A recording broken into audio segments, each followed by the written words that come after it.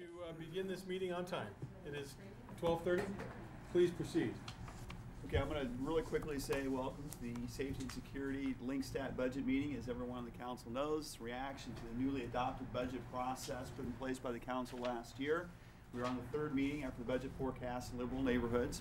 Wanted to also mention to you, last week was an exceptional meeting, and we really appreciated the follow-up. If there's one thing I can convey to folks, questions to us like, what if we change the standard from X to Y, are really great questions for the directors and the staff at this point. And Councilor Lamb, I want to compliment you. You'd asked the question of what if we change the standard on replacement of the ash trees, what would that do to the budget? Those are really helpful questions to us to set a direction as to what you might be thinking, and we'll encourage you to continue that. And I'll turn it over to Chief Blymeister, who is running the show. Okay, and Rick, you're going to assist in keeping me on time? I think that'll take me a two-person job. Okay, very good. Well, good afternoon, and thanks for the opportunity to be in front of you today. Since 2008, during the inception of the Taking Charge survey, the citizens of Lincoln have consistently rated safety and security as their top priority in the outcome-based budgeting. As appointed and elected leaders of the city, we listen to the input of those we serve, and I know that all of us work so hard to use the tax dollars to meet the priorities. In 2017, we implemented the LinkStat system to dive deeper and constantly evaluate our goals and performance management indicators. It is my assessment and belief that LinkStat ensures that the city departments are not operating independently. It's a collaborative approach. Silos are not going to be a barrier to efficient government. We are making these decisions, which is another great thing about LinkStat. We're making the decisions based upon the most current data that is available. What is safety and security? And today we're going to have a little bit of an opportunity to discuss why maintaining a low crime rate, timely and effective incident management, traffic safety, and youth activity are the most important city goals as stated by those participating year after year in the Taking Charge surveys. The Lincoln Police Department and Lincoln Fire and Rescue have big roles in safety and security and in meeting the expectations in these outcomes, but we are not alone. You will hear me say, and probably have heard me say in multiple different forums, that public safety is a partnership. Parks and Rec, Public Works, the Mayor's Office, all of you, the school districts, nonprofits, and private entities all contribute to the high quality of life that the 280,000 citizens of Lincoln enjoy year after year.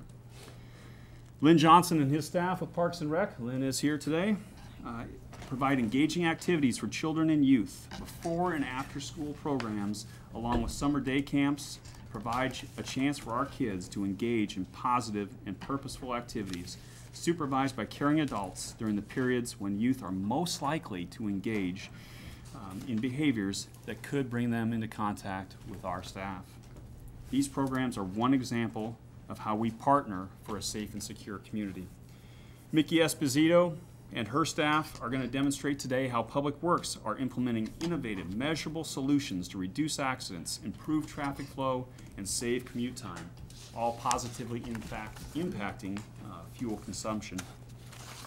So for me, today, I'm going to share accomplishments of the Lincoln Police Department in 2017, how our LinkStat performance management indicators fared, and the challenges that our agency has identified. And finally, I'm going to try to bring it all together to discuss what we're here for and what are the budget implications. I want to say a special thanks to Assistant Chief Brian Jackson, who's here today, Captain Sitta, Sergeant Clark, Randy is here, all of which who helped me immensely in preparation for this presentation. At the end, I hope to effectively relay or convey that the prioritized budgetary needs of the Lincoln Police Department are, and this is not a secret, allowing staffing to coincide with growth. So with that, I'm going to start with some accomplishments. We're going to talk about community involvement, social media expanse, the new police garage, remodel of the emergency communications center, and then training campus expanse. And remember, this is all going to be brought together at the end. So our accomplishments, in particular community involvement, is the reason I believe that police services was second only to the overall quality of life based on the 2017 Taking Charge survey. I am extremely proud to be part of an organization where extraordinary effort in this realm and collaboration is the norm.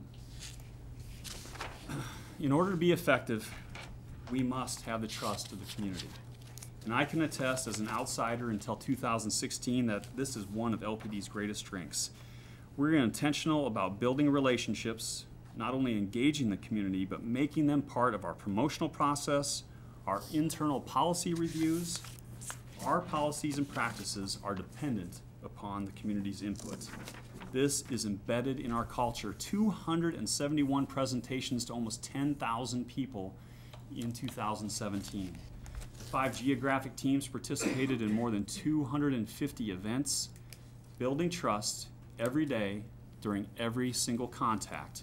When tragedy comes, and it's going to come in our profession, we must have the foundation of support in place.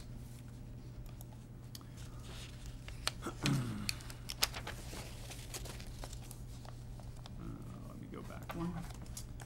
One other thing, we can easily fill our time today describing the rewards from Santa Cop, Catch a Cop, Shop with a Cop, Coffee with a Cop, Trunk or Treat, Pop with a Cop, or the thousands of kids that have been influenced by our staff for more than 50 years in youth football. These are just a few examples of the community involvement that we have. The planning and time spent is not something that we can easily capture in a performance management indicator, but it is so fundamental to the success of our overall operations. In 2017, our emphasis on developing social media expanded to reach audiences who don't read the newspaper, listen to talk radio, or watch the nightly news. Our purposes: strengthen trust by telling the good and the bad, humanizing the badge, filling our goodwill bucket so when we have a need, and in 2017, there were examples of where we had a need, to rely on that trust that we've built. Public safety messages, and to constantly affirm what I believe the majority of Lincolnites know, and that we are part of the safety and security of this community. Twitter followers increased 150%, Facebook 50%, Instagram has almost 1,000 followers. But let's talk about one innovative way that's easy, that what we're doing today, and I look at Councilman Shobe. It's called 9 p.m. routine. And what it is an emphasis to go out, make sure your cars are locked, that there's no guns in your car so the public safety director is tweeting at you, and locking your doors. Because in 2017, this is a real problem. 60.4%, almost 1,259 larceny from autos occurred in unlocked vehicles. And if we can impact some, that is going to make a difference in our overall workload. We have baselines that we have in place, and we have a plan to study the impact of something that's simple. So social media forums, traditional media forums, billboards, whatever it is, we want to spread this message to prevent crime from happening. The police garage. I think this is another big success in 2017. We purchased 100 Oak Creek Drive to replace the 1930s International Harvester building that housed our police garage since 1973. The replacement or repair of this structure was placed in the CIP more than a decade ago, but through excellent management of the police service funds, and I give a lot of credit to Pat Wenzel. He is an outstanding employee. Some reappropriation dollars, and with the projected future sale of the property at our current location, 635J, that will allow the South Haymarket to continue to expand in this area. We were able to purchase 100 Oak Creek Drive and have plans in place to make sure it can meet all the needs of our fleet services. We're estimating the total cost of this project to be about $4 million.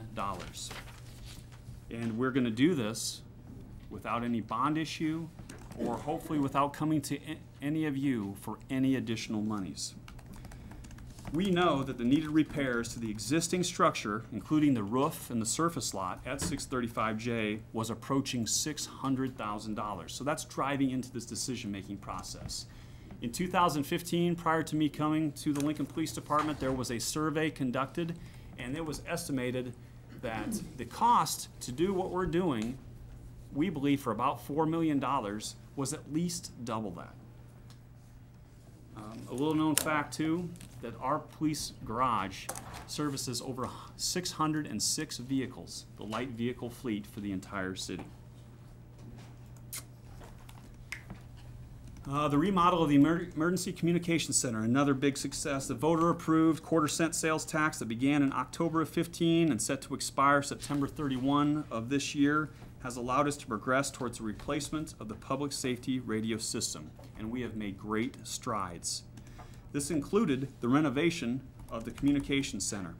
The remodel will allow the Communications Center to meet the electrical standards for the new Motorola radio system, and we have a plan to move back into that locale here in just a couple weeks. And again, thanks to the voters who in 14 and 15 approved this measure. Another success is we began the construction of the K-9 facility in 2017 on the campus of our firearms range and classrooms. If you recall, this building an existing partnership with the Lincoln Airport Authority on 80 acres that we have leased at a very, very low cost for 50 years. This is the most recent expanse of that. So it's going to house the 5 Lincoln Police Department K-9s and the 2 Lancaster County Sheriff's Office K-9s. So where's the money for this coming from? And this is one of the bigger things that I'm so proud of. It is from multiple different funding streams, including Lancaster County Sheriff's Office, which has contributed a good deal of money, the Lancaster County Drug Board, and private donations, along with some reappropriated funds. In March, in just a few more weeks, we're going to learn if the military's Innovative Readiness Training Program, which if you recall, helped us build the firearms range a couple years ago. And with their contribution the last time, they provided over $100,000 in equipment rentals that the city of Lincoln did not have to incur, and 8,200 personnel hours. And we believe that if we can get their assistance in March, which is looking very favorable, that they're going to continue to help us in the repairs and continued maintenance of this facility. So it's an exciting project and one that we're very proud of. Okay, transition a little bit to the LinkStat performance indicators, and we're just going to talk about a few, 3, response times, violent crime, and case clearance. These do a great job of focusing on the crime in our community, but really only capture a very small part of what the Lincoln Police Department does. We have been a leader for a long time, and Tom Cassidy has a lot to be thanked for this, in having timely, relevant data that we use every day to evaluate our performances and compare ourselves to national groups. So, LinkStat, during the preparation, year-long preparation for what we're in front of you today, it allowed us to modify one of our performance management indicators. Traditionally, we measured our response times to priority 1 and 2 dispatch calls that are those are crimes in progress, where the incident necessitates and benefits from a law enforcement presence. Previously, we measured from the time it was dispatched to the time an officer arrived. We did not think that that was the best way to measure this. Now, it's the time that, John, you call 911 till the time the Lincoln Police Department shows up. We think that that is the better measurement. So you can see the trend line there. Pretty consistent, but continuously going towards that 80% benchmark that what we have set. Why? And it's the expanding footprint of our community. That's really what this is about. It's about growth. When there's decisions that need to be made to take officers away from lower priority calls and direct them to the actual need, we're able to meet this, but it's something we have to monitor closely, and we do. This is reviewed internally every month by the 5 geographic team captains and their staff. It's also important to know that every statistical thing has its limitations. Priority 1s and 2 calls, that's only 17,000 of the more than 120,000 calls that we take every single year. But They're the ones that need a police presence in a hurry. Violent crime. Well, since we began preparation for this, there's been a lot of talk about homicides in 2017, right? That there was 0. Well, there's not 0. Philip Madlock died in Lincoln on June 28th of 2017. Still, for a community approaching 300,000 people, we're very proud that there was only 1 homicide, especially when compared to 2016, where there was 11. This measures murder, robbery, rape, aggravated assault. We had a 5.53% increase over year 2016. Why? Mainly this is driven by the reclassification of rape into 85 different cases classified as a rape in 2017 would not have been classified as a rape prior to June of 2016. Now, we still investigated those cases. They still took the time and energy, but this is something that we have to be aware of when we're looking at this particular graph. And then you can see in 2010, wow, there was a heck of a decline between 2010 and 2011. Why? Internally, the Lincoln Police Department recognized that they may have been misclassifying an aggravated assault. They took it upon themselves to review that, get the most relevant data, and they made that adjustment. So when we look at the trend lines for violent crime, those 4 crime types, murder, robbery, rape, and aggravated assault, the reality is it's been static for decades.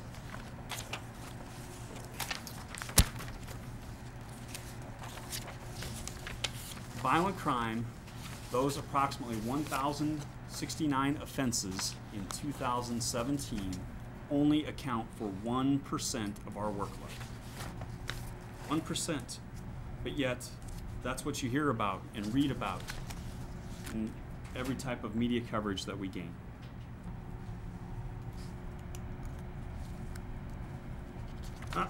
Case clearance rate. These are for Part 1 crimes. So now we're going to talk about a data set of approximately 10,000 calls every single year. To be precise, 9,943 crimes in 2017, which was a 2% increase over the previous year. What are they? They are murder, robbery, rape, aggravated assault, burglary, auto theft, larceny, which is a majority of these, and arson. Things that were fueling the slight uptick: larceny from autos other than motor vehicles. For example, Christmas packages left on your porch. There was a 34% increase over the previous year. And this, we believe, is another trend of society. Now, we're working with different companies, such as the Amazons, to be able to deliver to a more secure location and people, trying to educate them so they were not victims of crime. Because really, our goal is to prevent any kind of crime from happening. Similar to violent crime, we use data and the experiences of the men and women of LPD to efficiently deploy our resources where they can be of most impact. We focus on problem people, problem places, and rely very heavily on analytics. Crime trends are watched closely. Problem-oriented policing projects, high visibility enforcement, public education campaigns, those are all proactive steps that we take. But we know that affecting crime is dependent upon the relationships with the community that we build. And we make sure to take proactive steps in every opportunity to build those relationships. 24.3%, which we were at last year, as showed by this chart, is good, but we can do better. Case clearance can be improved with enhanced quality assurance, supervisors making sure their subordinates are following all of the steps that we would expect if we're reporting the crime. These indicators have driven an internal review. So today, I will be meeting with a group that has been impaneled to study, are there ways that we can more effectively raise the clearance rates for the Lincoln Police Department? Whether that's training, enhanced awareness, a change in policy, better supervision, It does not take money to do those kinds of things, but it does take time to do that in-depth analysis. Those 10,000 offenses that we just talked about, that case clearance rates rely on, that's only 8% of our overall workload. Again, a very, very small number. Another thing that we have to be cognizant of is that crime is changing. The way criminals remove our property rights, the way that they conduct themselves is evolving, and it's not always adequately measured. Sometimes the way that we report crimes to the Crime Commission or the FBI is in the rears. But we have to make sure that we're keeping pace with the ever-evolving trends. Now I'm going to talk to you about a few of the challenges that we believe are facing. And these challenges are identified not only internally, but from our partner agencies in law enforcement, other organizations, the continuing population growth, annexations, mental health investigations, missing persons investigations, and video evidence. Let's dive into those just a little bit. Bless you. Population growth. You've seen slides similar to this over and over again. 35,711 people in the last 10 years. To provide some visualization or conceptualization of this data, it's the combined populations of the communities of Columbus and Beatrice. So I did a little study based upon input at Linkstat, and Jeff Kirkpatrick, thank you. Those two entities, their police departments employ 84 people, 55 commissioned, based upon the most recent crime data. During the decade-long of growth, where we have added the population of these two communities, we have added 17. They employ 84, we've added 17.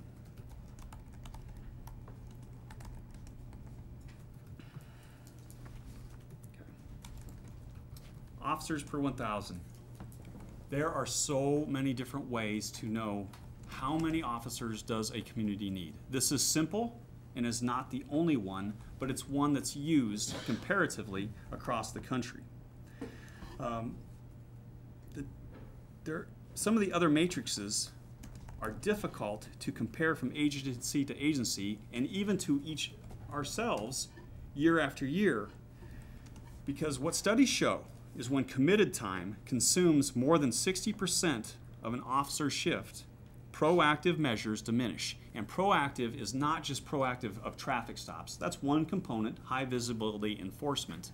But it's also the things that we're talking about with community involvement, of educating the public. All of those things are proactive in nature. Hotspots policing, problem-oriented policing, special projects, focusing on the most violent of offenders.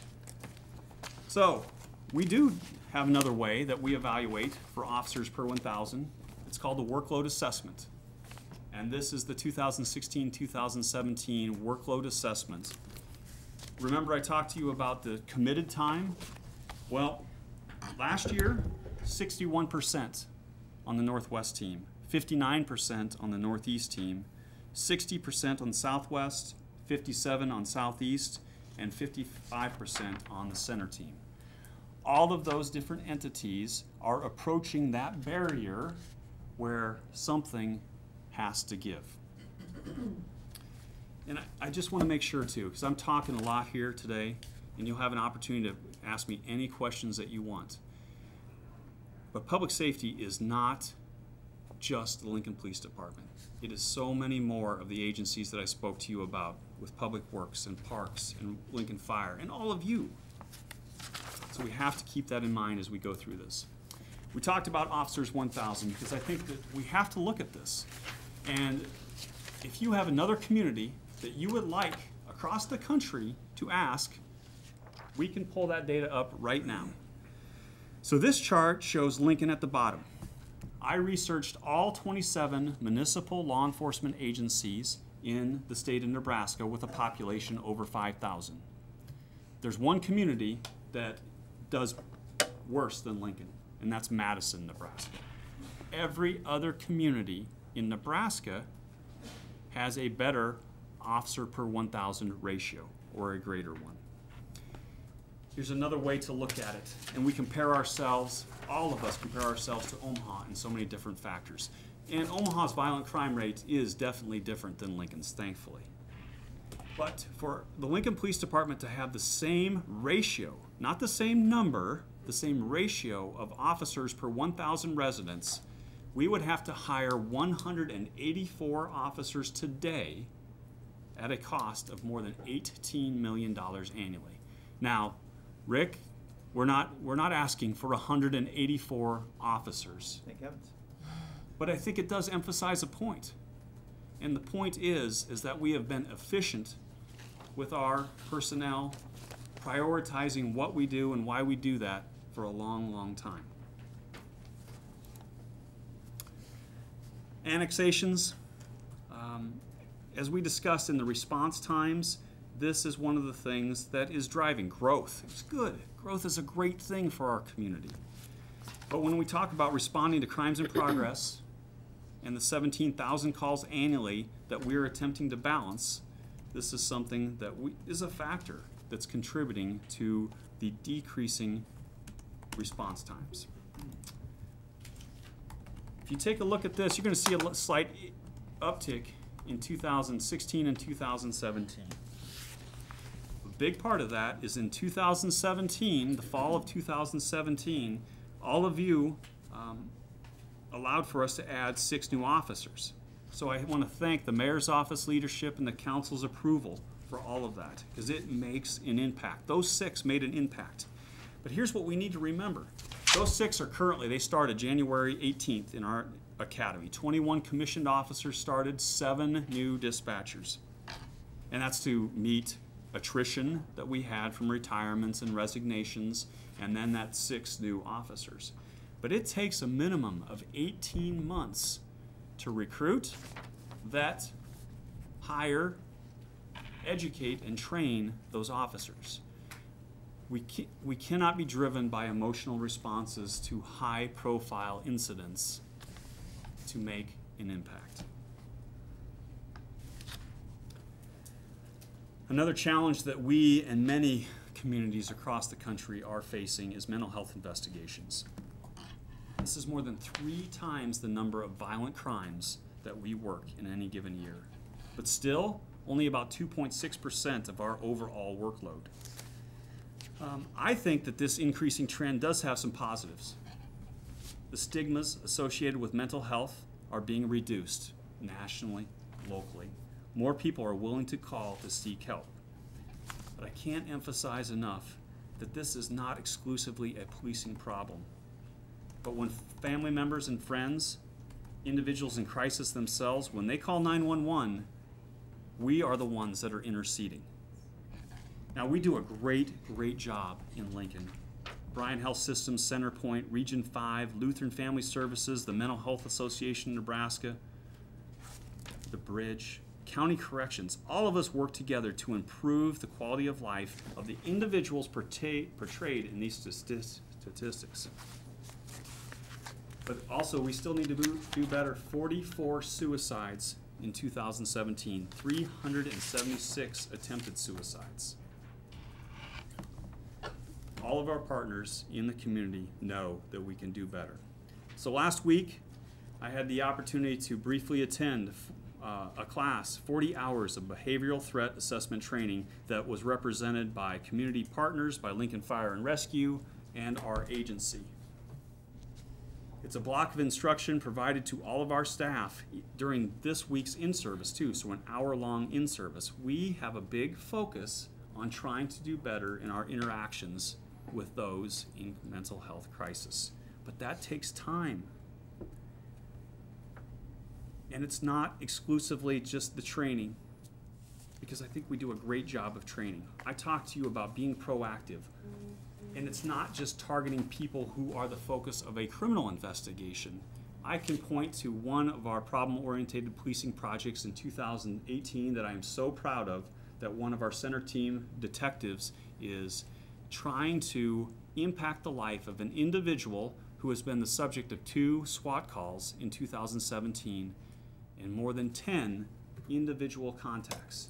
And it's not just him, our police detective, it's our agency working with his family, with the veterans assistance, Centerpoint, private partners, trying to make an impact. Another growing, escalating response that is not part of crime. Just like mental health investigations, missing persons investigations, it's not a crime to go missing for the most part. Still, this is a big part of what we do every single day. These cases have received a lot of attention recently. Sidney Loof, Philip Madlock, they're both missing persons out of Lincoln that continue to be investigated. Right now, the one is listed, I shared with you earlier, Philip Madlock is listed as a homicide in Lincoln. They're always going to end, some of these are going to end in tragedy. The vast majority, because of the responsiveness of the men and women of the Lincoln Police Department, their loved ones are returned. We partner with Centerpoint because these are families in crisis, mostly, that need assistance trying to prevent them from going missing in the first place. Director Cassidy, he's provided a lot of guidance and mentorship during the 2 years that I've been in this particular role. And he commented to me that Sidney Loof and Philip Madlock, their families in many jurisdictions across this country are not getting the same type of, it's still going to be a tragedy, but they know what happened to their loved one. And that does have some benefit.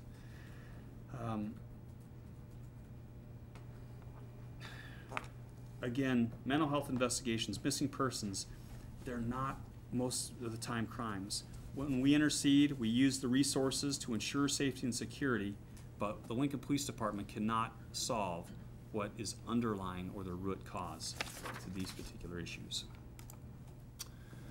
Let's talk about prioritization and change in policing.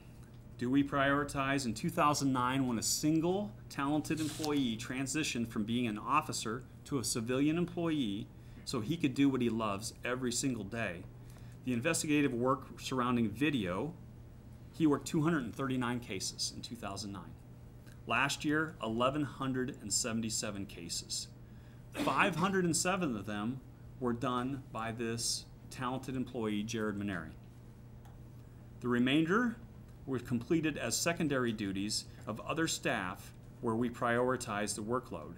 Still, there is a 288 case backlog, including 58 felony offenses. And to put this in another perspective, today I was reviewing a flee to avoid, a pursuit, because we have a complex series of things that we have in place to review all flee to avoids. They're a very high liability call. When I'm looking into it, one of the flee to avoids started at a local box store on a shoplift case where there is video evidence to show who is culpable, but yet that's one of the cases that's on this particular backlog. So a proliferation, so this is a societal change, a technology change. Proliferation of high quality, low cost surveillance means that with every theft, assault, homicide, we are searching for video corroboration. It exists in so many different digital formats. It has to be retrieved.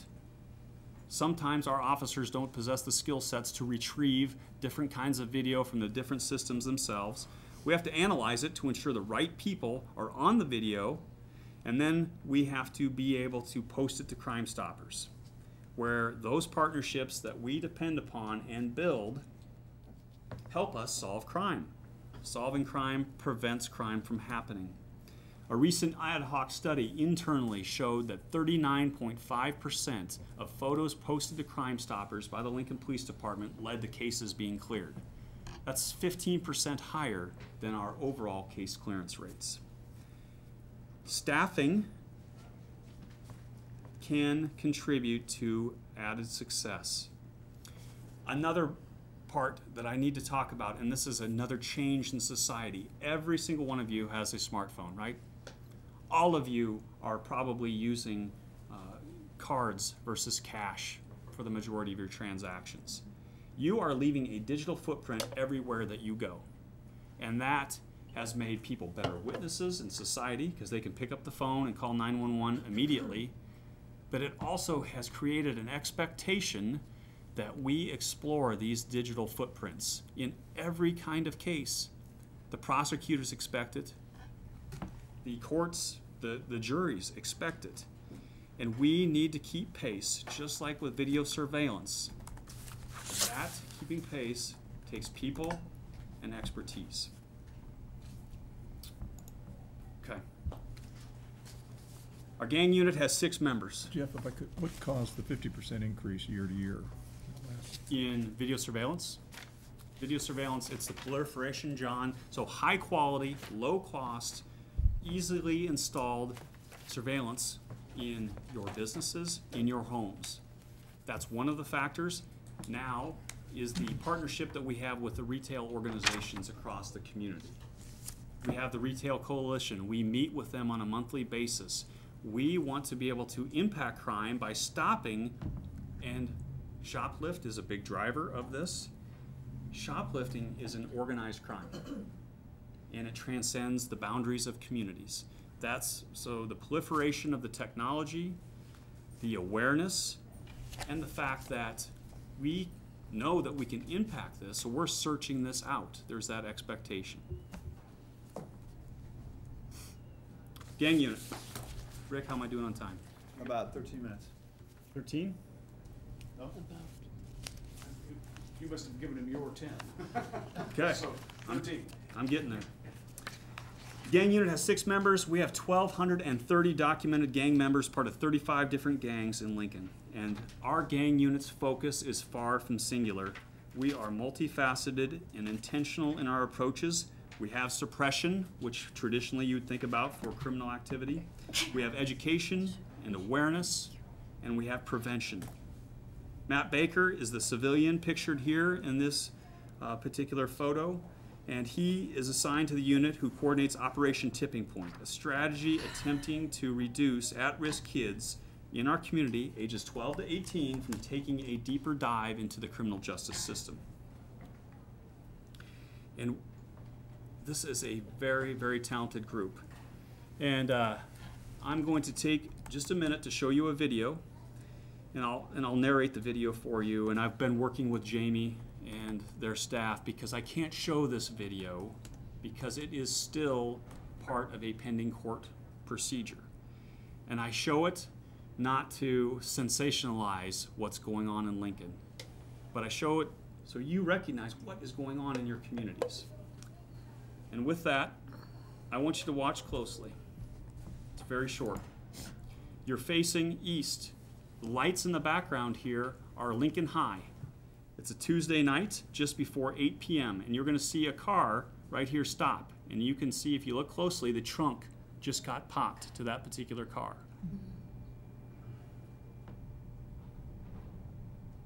And they get back into the car and they're going to pull into the business lot.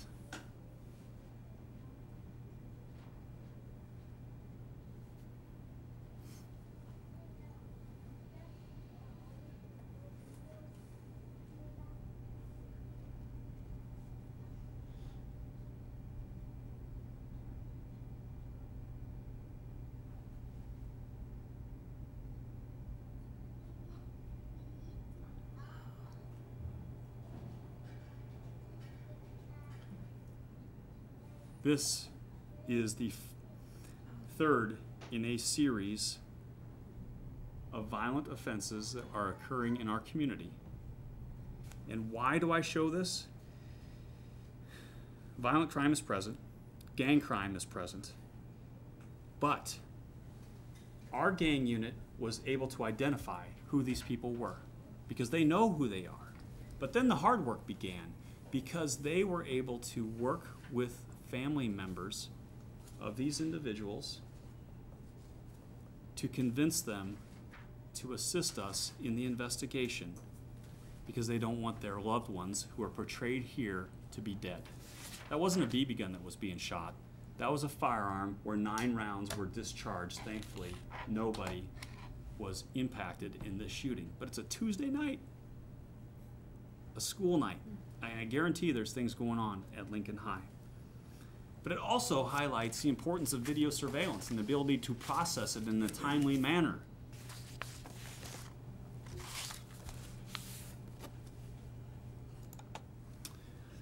So, what are our key challenges and budget implications? And I said it from the beginning. Staffing to keep pace with the community growing by more than 3,000 people every single year, adding miles to our boundaries, and allowing staff to use the technology of the modern era with a sustainable funding plan that doesn't create expectations for our officers, the community, or the courts that we can't meet.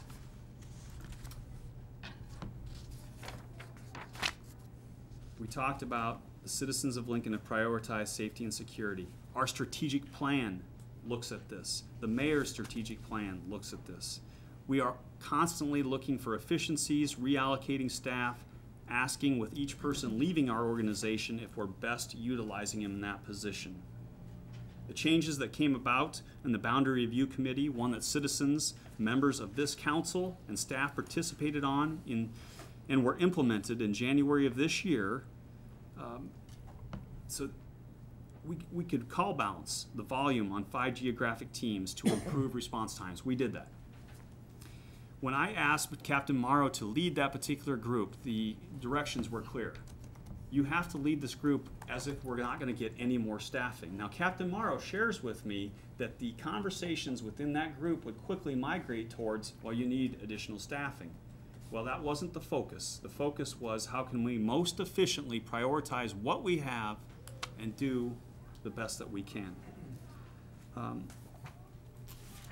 Today I wanted to show you areas where we succeed, and I think that community involvement is first, it's paramount. But I also think that I highlighted some of the challenges that aren't most typically identified in criminal activity that are facing us today. So staffing. The other is full implementation of a body-worn camera requires 2 things. Staffing to manage a complex, large technology program and a sustainable funding model. Second, our records management system, which some of you know that has been part of the conversations here recently. It is the envy of law enforcement agencies across the country. It works because it was built beginning in the late 1970s with a focus on the user, not administrators like myself. In almost 30 years of success, it succeeded when millions of dollars has been spent every 5 to 10 years by almost every other law enforcement agency across the country. The most input comes from the Lincoln Police Department today, but there are 13 different entities using CJIS in one manner or another. The biggest current user, according to IS, is the Lancaster County Jail. So we have been working with IS, the jail, the sheriff's office, and the remainder of those 13 entities to identify and complete an RFI. What is the best solution to secure this technology tool in the future? Why are we looking towards replacing it? We're putting what we have on a more modern platform because the architects and those that have maintained this program for so long, Claire Lindquist and members, Tim Travis, and a couple others with IS, are approaching retirement.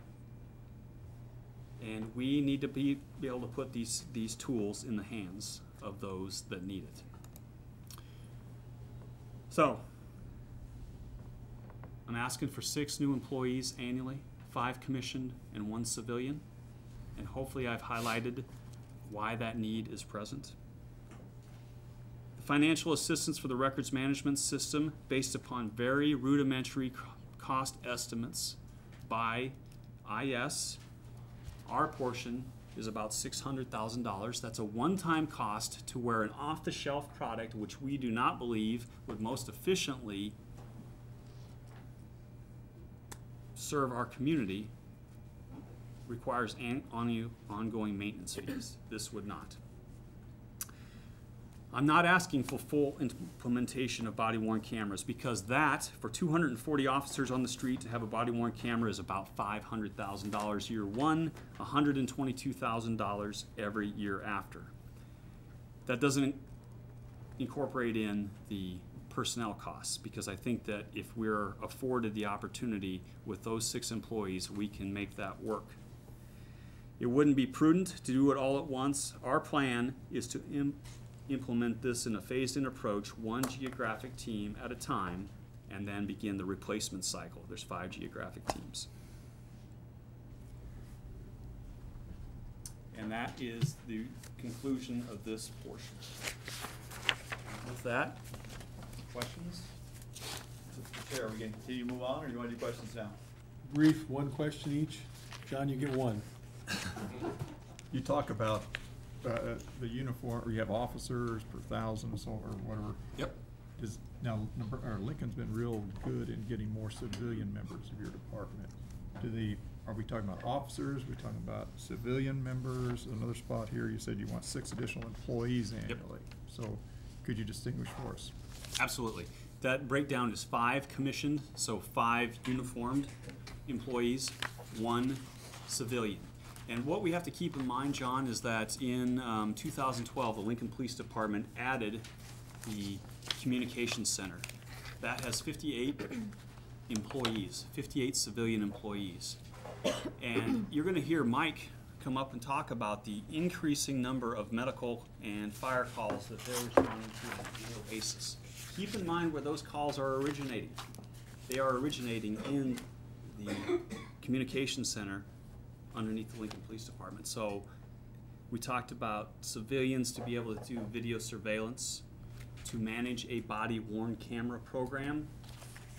Dispatchers are another very big component that, at least in the last 5 years that I've looked at, we have added no dispatchers. And Tom can probably comment. It's been a lot longer than that, Jeff. Okay. It's been probably a decade since we've added dispatch positions. Good question, though. Anybody else? Jane? Jeff, could you talk a little bit about CGIS? You had mentioned that the off-the-shelf product might cost around $600,000 and require, or did I not? Yeah, I didn't explain that very Okay. well. Our portion of an estimated replacement, this is by IS, is $600,000. It's about $2 million to have programmers replicate the system that what we have right now. That's estimates. But what we're doing is that we are providing all the information.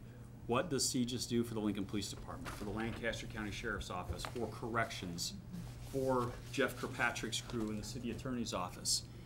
And that is being compiled by Bob Walla, and we're probably going to need a consultant to be able to say, is there an off-the-shelf solution that can do this, or is it something that we can do with the talented employees here? And there's going to be give and takes on both approaches. And when do you have to make a decision on that? All the information has been submitted to Steve Henderson and to Bob Walla. That has not yet been, the RFI has not yet been issued, unless Steve is in here. Yeah, Steve had a death of an employee, and Okay. I think he's going to be here today. So. Okay. Marion? So, keeping pace with growth, top priority. Some of the top kind of capital investments include body-worn cameras and the CGIS system. What about when you look at the horizon?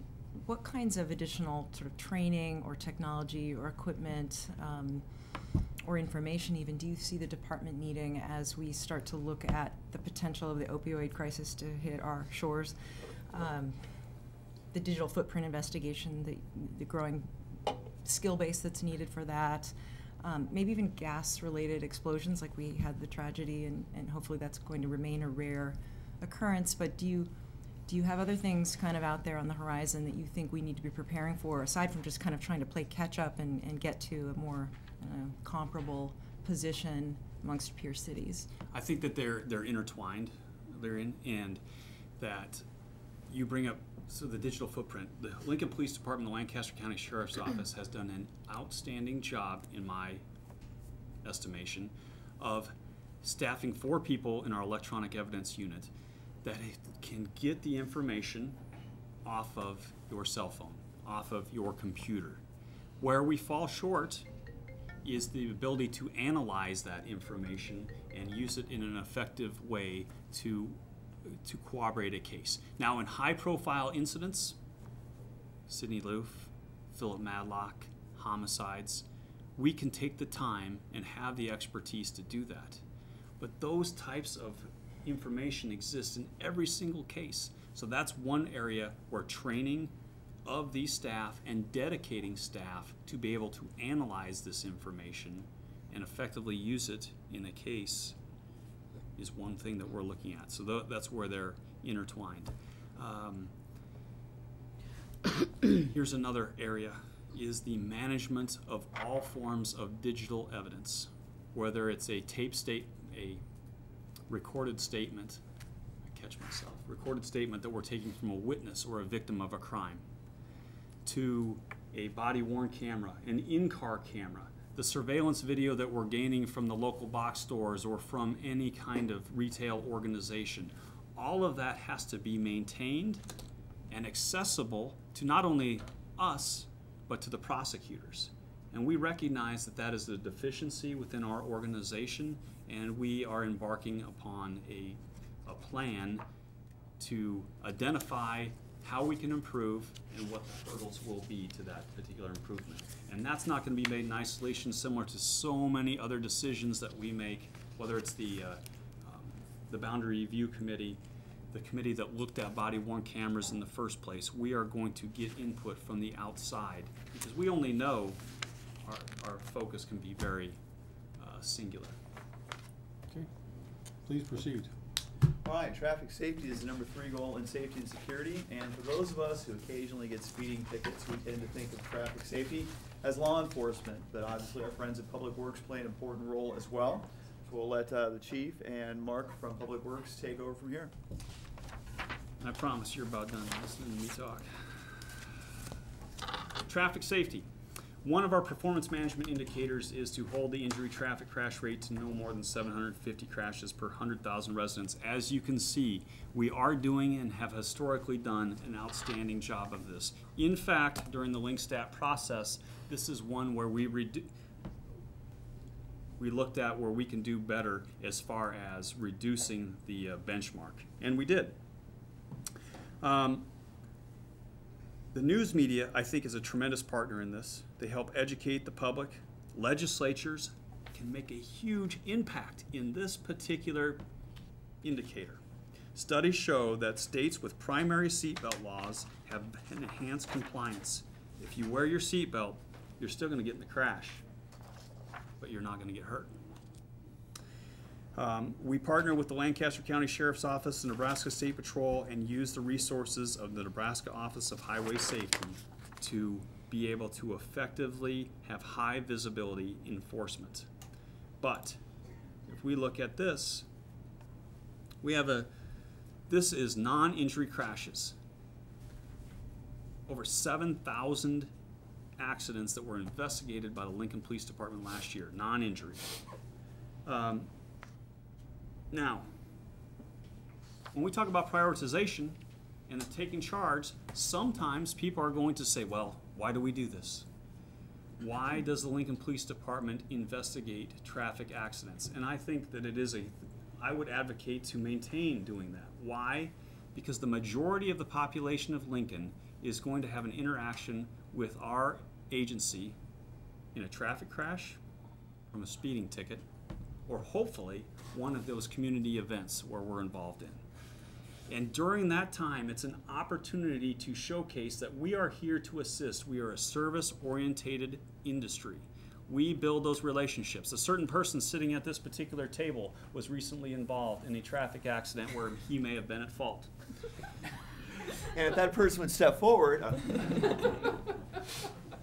And the officer that investigated this is oblivious to politics within the city of Lincoln, and good for him. He had no idea who Rick was. Rick got a ticket. And Rick shared with me that that encounter was so professional, and he had no idea who Rick was. And it left a positive impression of our agency with the public. And we need those interactions in order to effectively police. With that, I'm going to turn it over to Mark. All right. Thank you, Chief, and thank you, Rick, and good afternoon, members of the council. I am Mark Lucha-Harms, perhaps a little new to some of you, manager of traffic engineering within Public Works and Utilities, and thank you for the opportunity to talk to you about this topic of traffic safety, which is one of, if not one of the top goals of our division, and that is trying to keep as best possible members of our traveling public as safe as possible. And when we talk about that, we're just not talking about folks in their vehicles, but also talking about more vulnerable travelers, and that is folks on bicycles as well as pedestrians.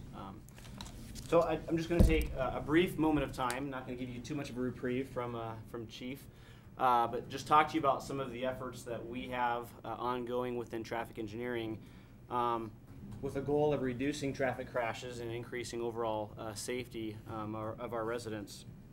I'm just going to talk about a couple of examples of projects that we are proud of and try to embark on, but that want you to be rest assured that there are many other things that we do on a daily basis where traffic safety is always at the forefront of our minds as we're implementing projects or promoting programs within traffic engineering.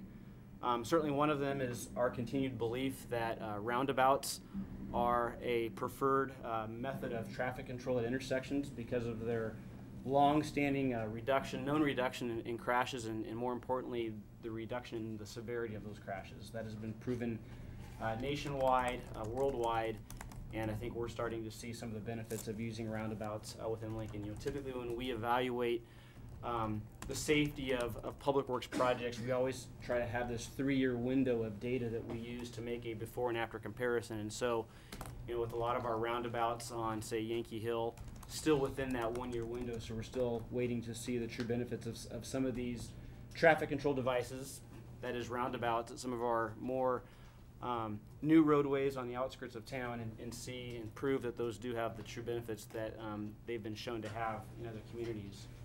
But certainly want to talk to you a little bit about Greenlight Lincoln, one of the projects that we have going on in Public Works that a lot of folks, and hopefully you as well, have heard a lot about. Certainly when it comes to Greenlight Lincoln, I think the first thing that comes to folks' minds of what the goal of that project is trying to move traffic more efficiently, or reducing travel times or stops from point A to point B along a given corridor. But when you look into it, and we've known this, there are significant safety benefits that result from what we're trying to do with Greenlight Lincoln. You know, Greenlight Lincoln, it's a lot about technology, implementing new computers within our cabinets at our intersections to try to have better control of those intersections remotely. The new displays that we have in turning traffic signals from a horizontal orientation to a vertical orientation. Those are a lot of things that the public sees and probably expects, again, going back to that goal of moving traffic more efficiently. But if you want to go ahead and go to the next slide, Chief. You know, a lot of the results that we're trying to achieve, and we're confident we will see with Greenlight Lincoln, is again a safety aspect, and most of those things the traveling public won't see. We're making some modifications to what we call our red and yellow clearance times, the length of the yellow ball and the red ball as you're traveling through the intersection at the end of the green phase, as well as the amount of time that it takes for pedestrians to safely clear an intersection.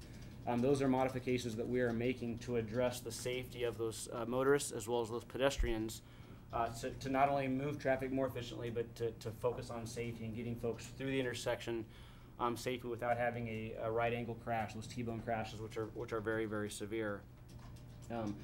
Again, although one of the goals of the project is to move traffic more efficiently, that comes through reducing the number of times that someone is going to stop at consecutive signals along a given route. Take O Street, which goes from roughly 25th Street to just beyond Wedgwood Drive on the east end. Of course, our goal is to try to reduce the number of stops so that it doesn't take you as long to get from one end of the corridor. But the more you reduce the number of stops, the more you reduce rear-end crashes. And although typically rear-end crashes aren't the most severe of crashes that we experience, it certainly does equate to a large percentage of the crashes that we do have. And so the more that we can reduce stops through better signal timings, the more we increase safety by reducing rear-end crashes. And certainly one of the I guess, topics or measures that we've implemented with Greenlight Lincoln that is getting a lot of folks of attention is the flashing yellow arrow. One thing that, again, has a lot of operational or efficiency benefits in the fact that it gives us traffic engineers or signal technicians greater flexibility in how we time traffic signals. National research has shown that flashing yellow arrow signal indications reduce left turning crashes by up to 25%. And in talking to a lot of our peer cities, they too have kind of experienced this learning curve that we may still be going through in terms of, you know, it's change for folks. And we all know that change is not easy no matter what the topic. But in talking to a lot of our peer cities that have implemented flashing yellow arrow on a widespread basis like we are, they have confirmed to us what we are seeing in the research data, that over time we will see those left turning crashes be reduced through the use of the flashing arrow. So we do believe that, well, we're confident that there has been perhaps some confusion or misunderstanding of that, but based on the number of comments to that topic that have been reducing month after month coming to our office, we're confident that with the intelligent motorists that we have in Lincoln, that they're figuring that out, and over time that will be a benefit to our traveling public. So just one project of many that we focus on safety when we try to implement programs and projects. But as Chief talked about, this is a partnership. It's not just Public Works. We work with a lot of departments. We rely on the same data that the police department produces in allowing us to evaluate crashes. We're going through an updated crash data analysis, looking at our most recent 5 years worth of crash data, identifying hot spots, if you will, across the community, and trying to identify measures to mitigate some of those crashes that are recurring at those locations. And it's because of the data that we get and the use of CGIS to evaluate that data that makes that possible. So again, we're excited about a lot of these projects and programs that Public Works is involved with. Certainly Greenlight Lincoln, appreciate your support of that moving forward as both a way to reduce commute times for folks, but specific and perhaps more importantly as addressing the concern of reducing crashes and the safety of our folks. So at the end of our time today, I do have a short handout here that I'll share with you just on Greenlight Lincoln that highlights some of the key measures. It has some kind of a fact sheet that we've put together for an educational campaign regarding flashing yellow arrow. We've included that packet, and I'll leave that with you before I leave the room today. So thank you for your time. A lot of information came to you. I am more than happy to answer questions that you may have at a later basis too. We're a few minutes ahead here, so it's up to you, Mr. Chair. Let's proceed. We'll give Carl a question, because he hasn't used one yet. I was saving it up. Several years ago, we removed school safety officers from middle schools. Yep. Would it be your desire to have those back in middle schools? 2010, 2011 is when 4 school resource officers were removed from middle schools, which again is a subsidized funding model with Lincoln Public Schools, and their efforts were more reprioritized. Do I believe that it makes an impact? It's not like the high schools, where the 6 high schools, the school resource officers are still there. They are a small community, and they are policing in that particular community. But what it does is provides yet another opportunity, Carl, to build relationships, not with just the kids, but with the parents. And I think that is what is lacking when we remove that. So yes, it would be a desire. Okay. Thank you. Let's proceed to the next section. Chief Spade, you come on up, or? Yep. This is the second goal of safety and security, timely and effective emergency response, which is primarily fire and medical, which Chief Spade will address. I think you heard Chief Gleimeister talk a little bit about response time during his presentation as well.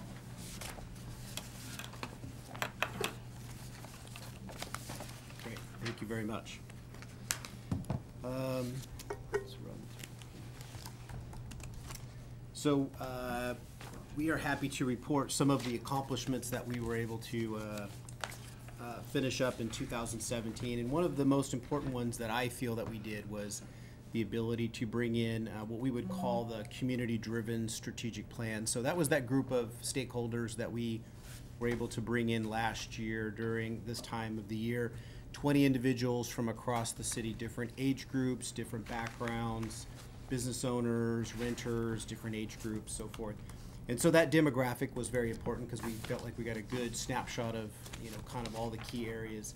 And we brought those external stakeholders in and we talked about what really matters within the fire service and almost kind of this menu of services, just so we got an idea of what the common person wanted. And even though we do surveys at times, the survey is sometimes lacking and we don't have the ability to ask all the questions that we want, nor are we able to ask a question after there's been some level of education. So for example, we joke with this group that if I said, right now, let's say we have 8-minute response times on the ambulance, how many of you want 6 minutes? Well, everyone will raise their hand until you tell them what it costs, and then sometimes the costs become prohibitive, and then they might change their model. And so we were able to give them different levels of service and articulate that in almost like a menu format. So they were able to kind of tell us where they want. Now, of course, levels of service are still controlled by council, but it gave us kind of a background of what was more important based on what we were hearing, so we could present maybe more exact information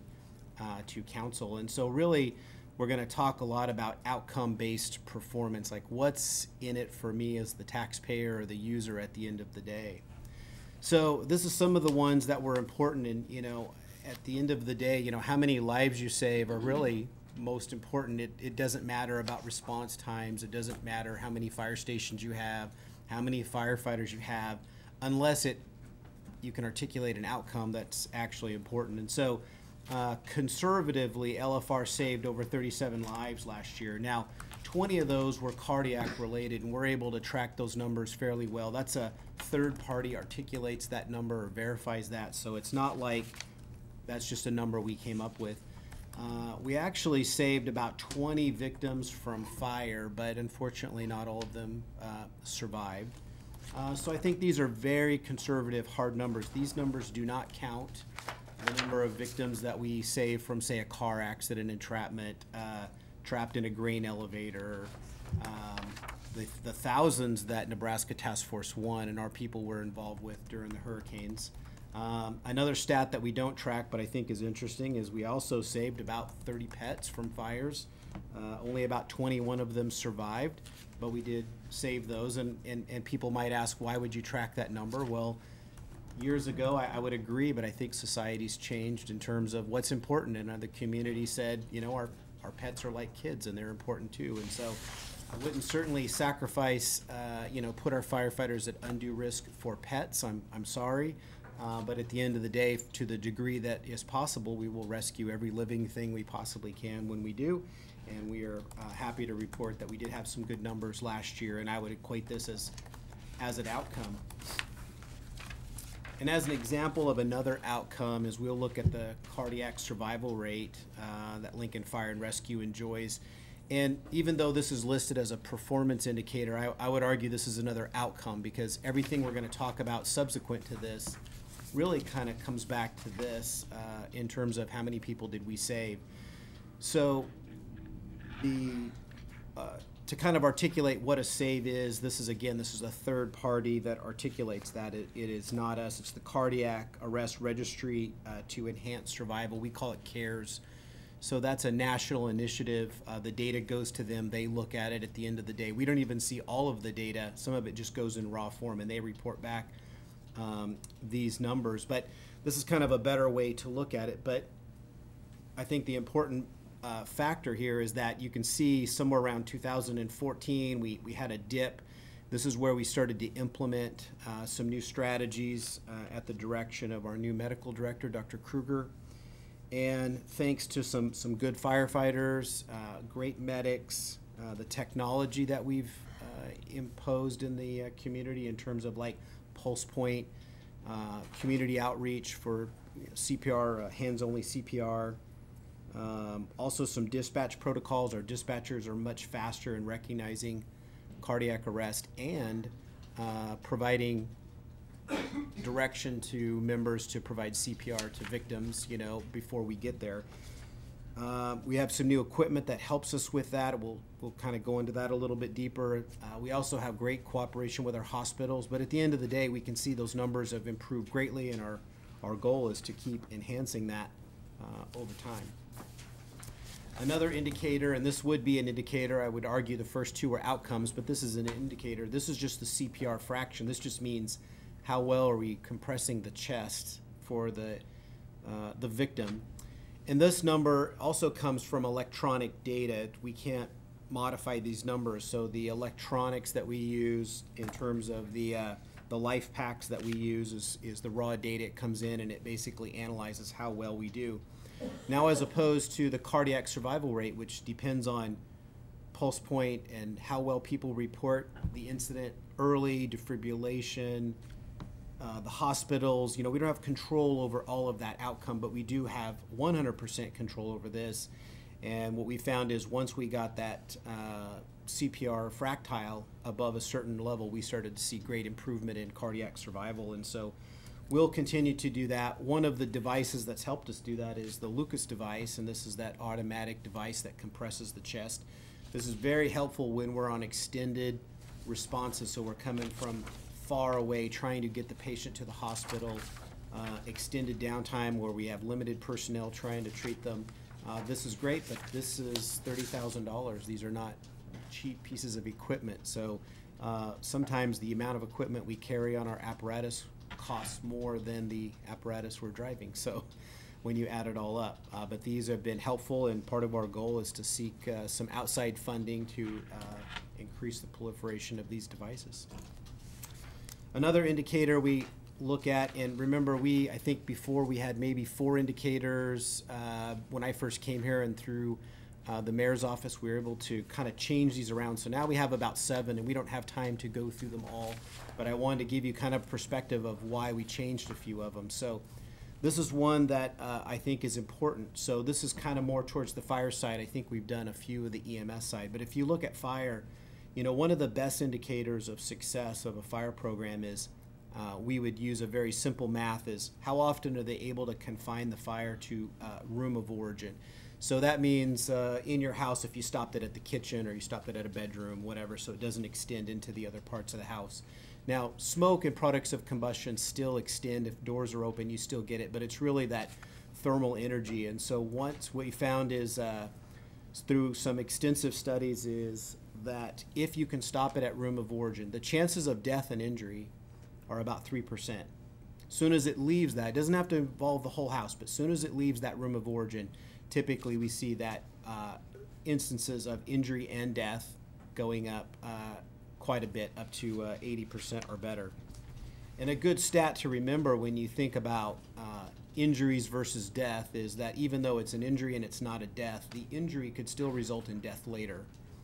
A lot of our burn patients survive months later and then die of complications. And that's also a pricey endeavor. So when you think about the cost of medical care at our burn center, we have a great burn center. We are fortunate to have that in our backyard. It's one of the best I've ever seen. But a typical severe burn from a structure fire might require up to 14, 18 weeks of treatment. That's $2.6 million in current rate is typically what we see for something like that. So even though you might survive it, you're going to have some hefty bills on the back end if we're not able to treat. So all that together is there's a bunch of different elements, and it would be too long, but this is the best way I can describe it is if you look at this graph, it just kind of shows progression of a structure fire, and let's just call it 10, 20, 30, 40, 50%, all the way up to 100. But really we want to look at what are the outcomes, what are the impacts to the customer. So if we stop a fire before it is past the 10% mark, using all the data we look at, and this is Lincoln data, this is data we got from like some of the restoration companies that are here in town, they were able to share this in our experience. So if we're able to stop the fire at room of origin and within that 10%, the chances of survival are 99%. It's very good. Or better. Cost to fix that is about 10% of the total cost of the house. So if your house is $100,000, about $10,000 to repair it. And then you're displaced for probably less than a day. In some cases, it's a few hours we let people back in. Now, if you're displaced longer, I know that doesn't equate to survivability. I know that's a big jump between how it impacts you as a person and whether you survived or not. But think of what would be the cost to you and your family to be displaced from your house for 3 or 4 days or 3 or 4 months or a year. you know, the cost of that in terms of school and your routine. I'll kind of jump down to maybe when we were about 40%. And so as opposed to thinking, well, it's 50% damage, so it should be 50% cost to replace it, it's exponential. It doesn't work that way. So when you look at the 40 and 50% damage, survival is 0. We've never been able to save somebody at that point. But the cost to fix may be 110 to 150% of the actual value of your home, because you need to tear everything out down to and start over and haul everything away. And to do that, you know, you're talking many months. Some on the low side would be 3 months, but most cases it's about a year to basically go through all the process to tear all that out and then rebuild it and then get back into it. Whereas, unfortunately, if we let the fire go and burn it to the ground, it would actually be better. Survivability didn't change, but the cost to the customer was less, and they're displaced less amount of time because it was less to haul away. Now, we're not advocating for letting fires burn, but what we say is when you see that little box that's kind of on those first two, that's really why we want to use that as an indicator to say, we want to get there quickly, get water on the fire, stop it at room of origin. It's the best for the economy, it's the best for the customer, it's best for firefighter safety, it's best for you know, the neighborhood in terms of blightedness and those kind of things. So there's a lot of factors to that, and I'll just kind of run through this to stay on time. But here is a example of where we're doing now. Because we don't have years worth of data to look at this, we only have this 1 year. So we'll grow this as time goes by. That this is where we are now. And the reason why I would argue that's probably not worse is because a lot of our growth areas are in the new areas, and that is new building stock. And so it takes a while for the building stock to be built and then age to the point where you start having problems with washers and dryers and ovens and heating and air conditioning and that kind of stuff. Another good stat we're proud of is the amount of property and contents that we did save from fire. So this is just hard contents. This is just taking data from the assessor's office and then, you know, kind of guesstimating the property that was in it. We usually get that from insurance adjusters on the back end. This is just direct dollar loss, or I should say dollar property saved. So here's an example of a fire not too long ago during the spring at Laszlo's, and crews were on there very quickly, put it out. I don't recall what the actual damage was, but they were out of service for about a day. I think there was a big game coming in. They wanted to be back in service, or something was going on that the cost of being out of service for that day cost them more than maybe any other day because of, you know, the timing of it. But this $400 million does not count the other related issues, such as what's it cost to be out of business for a couple of days or weeks, people that lose their job, you know, you can't employ them anymore because there's no job to employ them. You know, what's that cost the city in terms of tax money back? And so that number is hard to articulate. I would argue it's about 4 or 5 times this amount to the economic value based on some studies that I've seen from certain universities, but that I could not say directly. That would be Lincoln dollars, but ones that I've seen in Arizona and California, that's the number that we typically see. This is just kind of a graph to kind of put that in relation. I think this is a good indicator, and this just shows the cost of the value saved versus the cost of operation. So you just put it in perspective of what are we paying to operate Lincoln Fire and what are we doing in terms of just that raw property and contents that we were able to save. This indicator, I think, is one that's valuable too in terms of maybe communicating to the customer of what is the cost to you, like what's in it for me would be the perspective I like to equate. So this one is a little bit harder to articulate, and because there's a lot of moving parts and we control this a little bit so we don't have the third party oversight. So I list this one with kind of a grain of salt, but we list in the performance measure of how we come up with the data so it can be replicated over time. But essentially we have 7 cities that we compare to, and we look at, they have to be like services, they have to have a positive growth rate, and they have to have a population within 200 above or below Lincoln. And within, we use like about a 500 or 600 miles, so we kind of keep it in the Midwest so we don't get in too far into the coastlines where the numbers will be off a little bit. But this is the the value in comparison to what we provide in Lincoln. So the cost per person in Lincoln is very efficient, we would argue. And kind of a side note, if you were to break that down into what's property tax versus sales tax, you could probably split that somewhere in half again, because property tax you have to pay, sales tax is a little bit more. You could articulate whether you pay it or not. But a good comparison is our rural providers around us. If you compared, a rural provider, their math is about $156 to $170 per person. So we're actually right in that zone in terms of being very efficient, regardless of how you look at fire protection in Lancaster County.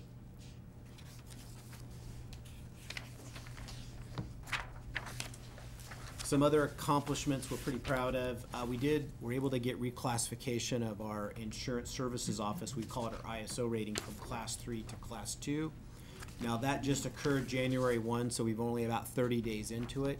So if you look at the community, let's say 300,000 people, 1/12 of them probably had their insurance come due and they're redoing the insurance. So a very small percentage would experience the impact of this, but we hope by the end of the year more people will have that opportunity to hopefully see some what we would call downward pressure on the fire premium. Now, it's important to remember that your premium you pay on your insurance for your house is, theft and weather damage and some other issues. So if you had hail damage from last year, you may see your property insurance go up. Our argument would be hopefully the fire premium, which is a component of that, actually brought that down, so it wasn't as bad as it could be. But we will just use the term keep downward pressure on insurance. We did receive 5 new apparatus, and we are very appreciative of that. We've started to see the impact of that. Our cost to outsource maintenance is a good $500,000 a year, and we've already seen that number start to come down to about $460,000, $480,000.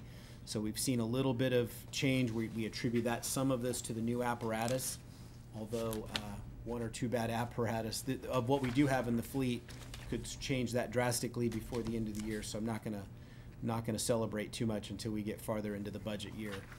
We did change some of our response to fire alarms, and so this is an ongoing project I'll talk about a little bit later, but in a sense, what we did was we just worked to improve some efficiencies with what we send and how we send it so that we're a little more economical and a little less liability in terms of responding lots of firefighters and fire engines and trucks, lights and sirens to every fire alarm when we found that most of them were false, and so we just slowed that down. We're still going. We'll still go fast if anything sounds different, but it just limited our liability a little bit. And then work began on some new stations.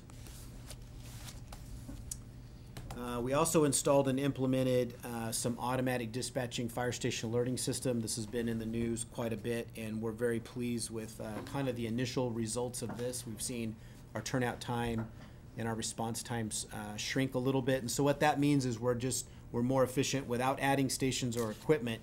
We just saw some improvement in the existing areas. We'll see obviously some nice benefit when the new stations are opened and incorporated also. But this is where we're trying to use technology where we can to augment instead of adding firefighters and stations and personnel before we need to. Another project update is the new fire stations. This is just a picture of the new Station 11, which is not part of the sales tax optimization plan, but it was another one of the factors in terms of optimizing our deployment. And so we anticipate a grand opening to this within the next 6 weeks or so, if all goes well. So we're very pleased with the progress of that one. And then just kind of a view of what one of the new stations might look like and replacing one of the older ones. This is Station 12 and what it would look like. And then just kind of a quick overview of where those stations will go and how that kind of improves. If you just kind of look at covering the city more equally, that's how we see that progressing.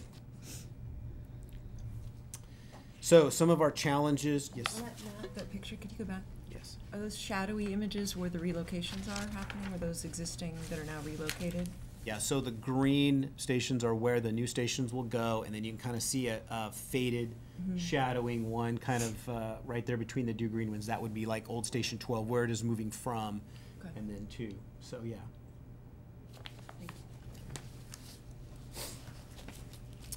So we're going to talk a little bit real quick about challenges, and I think we've talked enough about growth, so I'm just going to give you a little bit different perspective. This is just population growth is the blue line. The red is calls for service, and so it just kind of shows that demonstration of, if all we were dealing with was population growth, that would be one issue to be concerned with, but it's really that proliferation of calls for service that are driving that workload. And one thing I would like to kind of maybe put in perspective as we kind of talk about calls for service and workload is that even though we could argue that 80% of the call types that we get are medical, when you look at what it takes to respond to a fire, multiple units for 4 and 5 or 6 hours versus a medical call, which is 1 or 2 units for an hour. When you look at workload, not only is our medical calls going up quite a bit, but we're also seeing more fire calls. So in the last 5 years, we've seen our fire calls have gone up about 250, meaning every year we run about 250 more fires than we did a few years ago. And every one of those is a 4 or 5 hour lengthy process and all the things that required to support that. So a good example would be our workload. If you counted, you're a firefighter and you come work for the day, where's your time and energy going to be spent? We're really about 60% medical and about 40% everything else, meaning hazmats and extrications and rescues, and we did ice rescue today or a tentative ice rescue today. Just those pieces together. But yes, our call volume is primarily medical in terms of what is driving that increase in that call volume. And I believe some of that is just societal problems of they use 911 to solve a lot of problems. And we've trained them, when there's an emergency, dial 911. And a lot of times when people don't know who else to call for the problem, it's 911, and so we get some of the oddest calls, and it would be too long to draw out what all those are. But this is another example of the geography, and this is just the square miles that have been added since we added our last fire station, about 26, 27 square miles. It's funny, since I came here, I think we annex about 40 acres per month is kind of my average that I've seen since I came here. So challenging to stay on top of that. But the rule of thumb is about every 9 square miles is when you add a station. So when the new stations come on board, we are going to be much better in terms of where we should be in terms of distribution of coverage.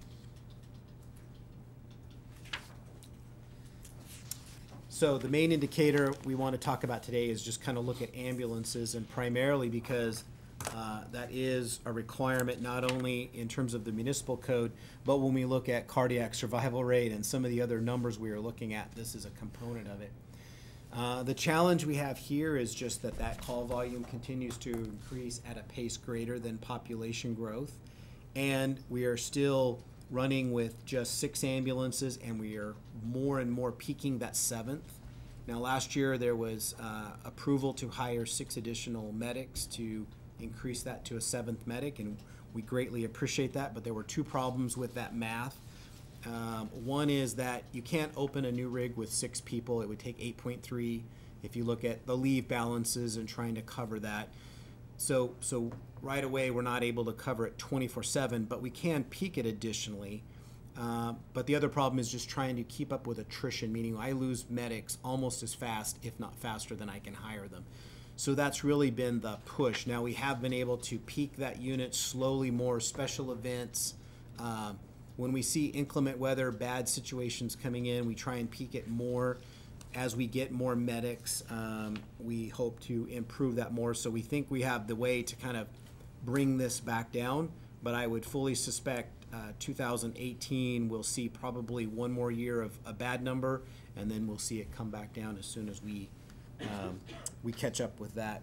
The other implementation that we're doing to help solve this is, we'll talk about it in a minute, is what we call the Geo server, but basically it's an add-on to the CAD, which allows us to dispatch the closest unit not the unit assigned to a geographic area. So right now, if a call is in this area, it doesn't matter where that unit is in relation to the call. If it's this zone, that unit will come to it, where another unit could be just driving by. Now, when the call comes in, there is this kind of jockeying on the radio. Is it yours? Is it mine? Am I closer? Where are you at? And that just ties up a lot of time. The GeoCAD, the GeoServer will know which unit's closest, and so we anticipate is that alone will probably improve some of this data by about 8 to 10%.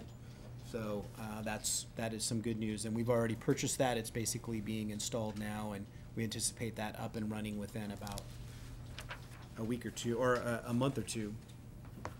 So when we look at that response times, the station optimizations will help a little bit. Not necessarily with the ambulance call types unless we look at where we deploy those ambulances, and we'll look at that data once those units come on board. I think the GeoServer is going to be the best at helping us with looking at better math right away. And then we also want to look at efficiencies with some of our maintenance and our downtime. So right now, just the way our some problems within our how we have enough mechanics to kind of keep up with stuff. Sometimes those units, we don't have 6 ambulances in service every day, all day, because sometimes they're down for maintenance when, if we timed it right, we could down them for maintenance when they're already in training. Kill 2 birds with 1 stone, but we don't have the staff to do that. So sometimes they're down more than once. So my argument is we don't really have 6 ambulances in service 24/7. We have 5 24/7, and sometimes 6, and sometimes 7, and sometimes 8. So part of our plan moving forward is to look at ways to improve that, and then also implement the 7th and what we would call an 8th medic unit, but those would be coming on peaking at first, and then when the data supports a 24-hour unit, then it would be 24 hours. Mike, how many total ambulances do you have? So physically, ambulances, we have really 12 ambulances, 13, one's a trainer that we could put in service if we had to, but so 12 frontline and 12 reserve.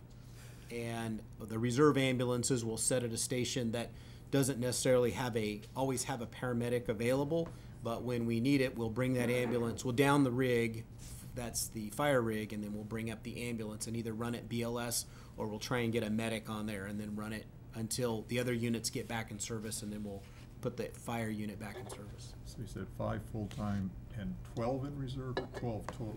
Well, six frontline that are running every day, and then 6 in reserve is probably the best way to look at it. We can put 12 units on the street. If we had the staffing, we could put 12 units on the street, tomorrow in a really bad incident if we needed to. If you had one down for maintenance, can't they pull the reserve up so they're not really down? They could, yeah, and we will do that from time to time, but sometimes they're in training, and then when the call volume drops below the 5, then the 6th unit comes on, and the 7th unit, and the 8th unit. So we don't pull the rig out of service automatically because we still have a fire coverage we're trying to do. So we will do the peaking on overtime.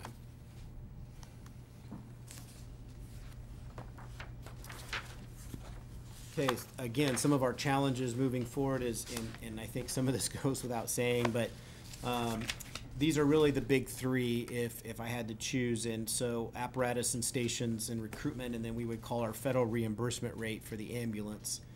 So for our apparatus and stations, I don't think there's really anything new that council hasn't heard before. We still have 8 apparatus that need to be replaced yesterday if we could. We still have a number of stations that are in very poor condition, almost to the point where we need to really kind of tear them down and build over. But that is not to say that we haven't seen some measurable improvement in the 5 new apparatus that we've got. And we have 3 new stations. I mean, when the station optimization thing is done, 3 old stations are going to be abandoned and moved into new stations. So some of that facility requirement repairs are going to be alleviated, but we still have older stations that we still have no plan for, and so that's our goal, is to come up with a plan to not leave them behind. We also have challenges with recruitment, and particularly with paramedics, and so my shameless plug right now is applications are still open until February 9th, so if you know anybody that is a paramedic, we would be love to have them put their name in the hat to come join us. I've been here about a year and a half now. I have hired 15 paramedics as fast as I possibly could. At the same time, we lost 17 paramedics either to promotions or attrition or for whatever reason. So we're probably net negative, worse than we were the day I walked in the door today. But with the next recruitment coming in, that will be our first step forward in terms of forward motion. We anticipate that group to be hired and hit the streets somewhere around this time next year. So we got about another year to get through, and then we see forward motion. But it will still be a struggle trying to keep up, basically hire, recruit, get them in the field faster than we lose them to whatever form of attrition. The final challenge is not necessarily an impact to the general fund because this is an enterprise fund, but if we can't fix this, it will become an impact on the general fund to deal with. So this is the data. The way it looks is our calls for service, when we look at the ambulances, our calls for service went up about 4.7%. And I just used a 3-year window because that's some better math through the, we get our data through Centers for Medicaid and Medicare Services through. We saw a 4.7 increase in calls, and we were able to keep our cost of operating at 0.4. I mean, that's very good. I would argue that there's some expenses that we aren't addressing properly, that may hurt us over time. But just looking backwards, our expenses went up very little, but federal reimbursement dropped by 1.6. Now, that may not seem like much, but 56% of our reimbursements in our ambulance fund come from federal reimbursement. So when more than half of your reimbursement is dropping 1.6% and will continue to drop, that is the concern that we had. And we did try and solve this legislatively. We did get it passed, a program that would solve this, but unfortunately we had limited. It's still going through the process with Department of Health and Human Services and CMS, and so I'm not feeling confident that we're going to get that solved this time around. That may take another year or two to work that through political circles to get that done, but we're going to do the best we can in the meantime, but it is a challenge moving forward. Mike, how are your non-Medicare reimbursements going or collections as far as write-offs and so forth? Those are doing very well. Those are doing better. In fact, I had some data to show that our payer mix, so about so 56% is we would call it paid through the federal reimbursement. So the rest of it is paid through our payer mix with insurance or we would call self-pay. And so we're doing fairly well with that. Part of that is because we did go to a new billing system last year, and now they're up and running. And we also implemented a new program where we're a little more aggressive with our collections, going through the collections process. And that's, we always kind of feel bad, especially in the fire service. We want to provide we don't charge for fire response, so we don't want to charge for EMS, but that's the reality of America. That's the way it works. And so we had to kind of really follow a little more hard line in terms of collections, and so we have seen improvement in that area. But my argument is moving forward, we shouldn't overburden the taxpayer that pays for the one that gets reimbursed through the federal government. So that's kind of where our challenge comes in. So kind of moving forward here quickly, some of our challenges are also securing administrative positions and what we call supervisor support positions.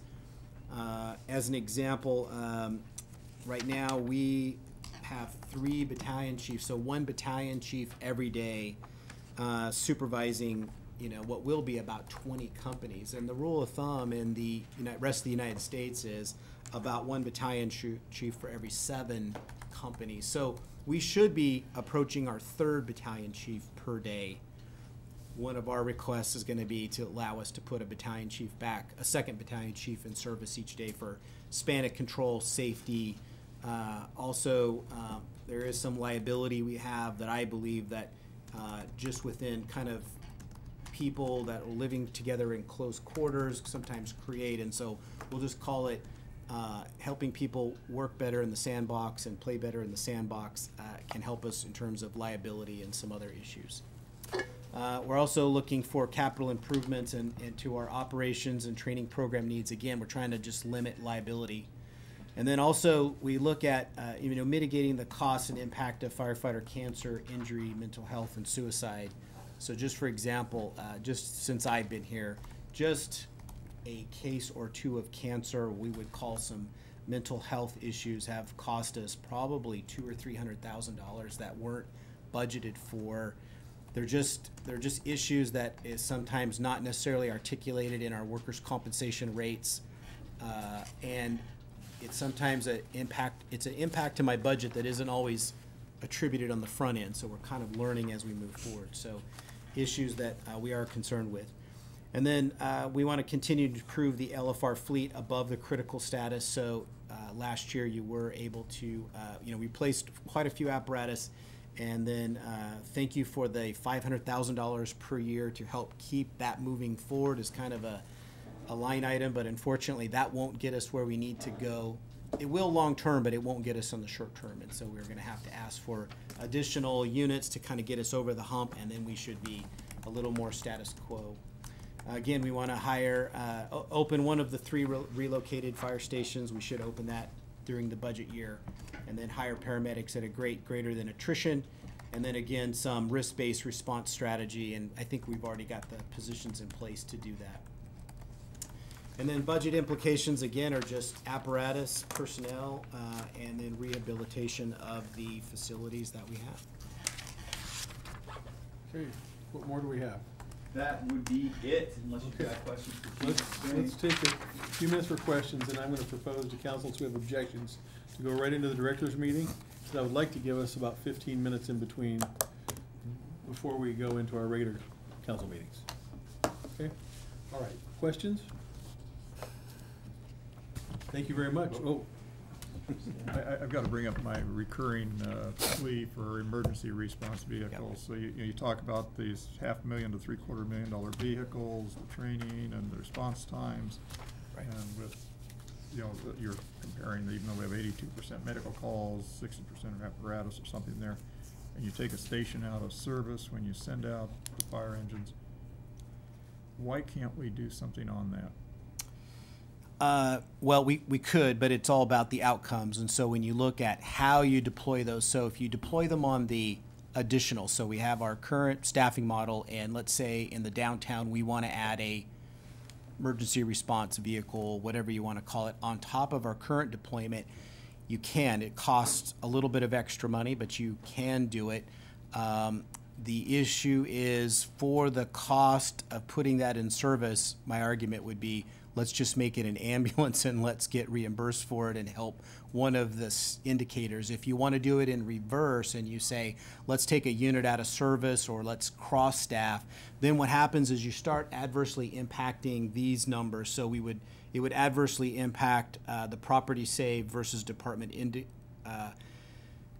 expenditures, and you would also impact this issue with this the room of origin, stopped at room of origin. And so that's the history that most agencies that impose those strategies, they either stop them because of the bad outcomes, or what they'll do is they will keep moving forward in spite of the bad outcomes. And so really it's kind of a direction from council. You're talking about fires, not medical response. Yeah, it's... And if you can save sending the engine and the truck out and the ladder truck out, that saves on those $500,000 to $250,000 vehicles.